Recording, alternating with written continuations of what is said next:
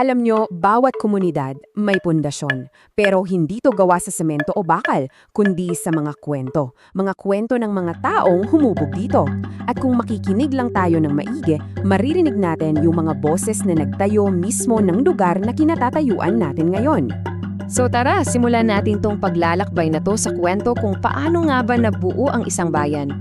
Hindi dahil sa isang batas, kundi dahil sa puso ng isang tao. Madalas ang iniisip natin, di ba? Ang mga bayan ay naitatayo dahil sa mga proklamasyon o mga batas. Pero iba yung kaso ng paggawayan. Nagsimula kasi ang lahat sa isang napakagandang gawa ng pagbibigay.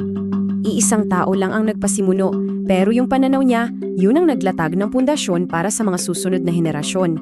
Ganyan kalakas ang epekto ng isang pangarap na may kasamang gawa. Tingnan nyo to ha, hindi lang basta-bastang lupa yung idonate ni Hukom Guillermo Eleazar. Ibinigay niya yung mismong sentro ng bayan, yung lupa para sa munisipyo, sa plaza, sa mga paaralan at sa simbahan. In other words, ibinigay niya yung puso't kaluluwa ng magiging komunidad. Okay, so may pundasyon na. Pero ano ang silbi ng isang pundasyon kung nakakalimutan na natin na nandoon pala yun? At dyan na pumapasok ang isang malaking hamon para sa ating lahat. Ito yung tanong na kailangang harapin ng bawat komunidad, kasama na syempre ang tagkawayan. Ano nga ba ang nangyayari kapag yung mga kwentong bumuo sa atin ay unti-unti nang naglalaho at nababaon na lang sa limot? At hindi lang yan haka-haka. Ayon nga sa isang pag-aaral, ang ating mga oral traditions o mga kwentong bukang bibig ay talagang nanganganib mawala.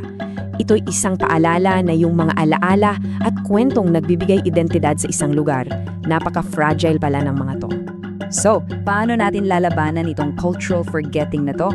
Well, may isang napaka-effective na paraan at yan mismo ang ating susunod na tatalakayin. Ang tawag dito ay cultural mapping. Pero ano ba to? Simple lang. Ito yung proseso kung saan ang mismong komunidad, sila ang nagdodokumento ng sarili nilang pamana, ng sarili nilang kwento. Hindi ito basta gawaing pang-eskwela. Ito'y misyon ng buong bayan. Isipin nyo na lang na parang gumagawa tayo ng isang autobiography ng buong bayan. At sino nagsusulat? Yung mga tao mismo. Ibig sabihin, binibigyan natin sila ng kapangyarihan na maging mga mananalasay ng sarili nilang tahanan. At kapag sinimulaan na ng isang community ang prosesong to, grabe! Dito na lumalabas yung mga kamanghamanghang kwento. Dito natin natutuklasan yung mga local legends na hindi natin alam na nandyan lang pala. Dito natin makikilala si Juan D. Dizon. Siya pala yung nasa likod ng Tagkawayan March noong 1979, yung himig na nagbigay ng boses sa kaluluwa ng buong bayan. Tapos, nariyan din si Dr. Potenciano Rocafort. Hindi lang siya nagpalakas ng disaster response, kundi nakilala rin siya bilang yung man with a big heart dahil sa walang sawang pagtulong niya sa mga nangangailangan. Siyempre, hindi pwedeng mawala si Eulalia Villaseñor o Madam Lola.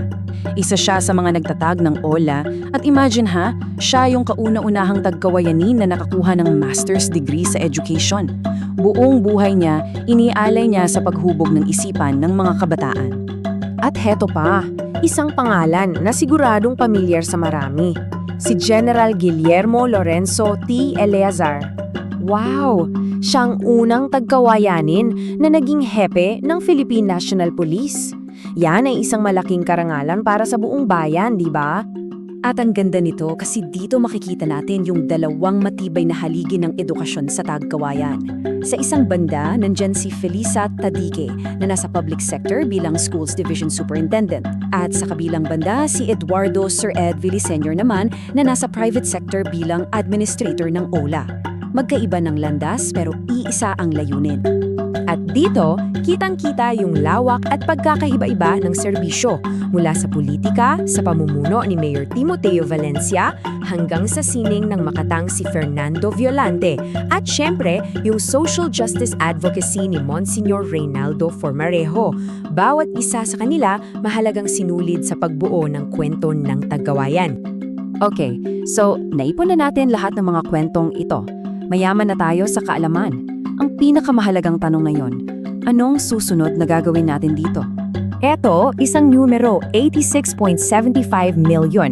Yan po ang bilang ng active social media users sa Pilipinas noong 2024. Isipin nyo yan, isang napakalaking digital na komunidad. Dahil ang mga kwentong to hindi dapat nabubulok lang sa isang istante o sa isang lumang libro. Ang totoong destinasyon nila ay ang digital world, kung nasaan ang lahat, kung nasaan ang mga susunod na henerasyon. At ito yung paraan para buhayin ang mga kwentong yan online. Napakasimple lang. Step 1, idokumento. Tipunin lahat. Step 2, i-digitize, gawing accessible online. At step 3, ang pinakaimportante, ibahagi. I-share natin sa mundo para maging inspirasyon. Sa huli, yung kwento ng Tagkawayan, isang paalala lang yan na bawat lugar, bawat bayan, may sariling mga tagapagtayo at bayani.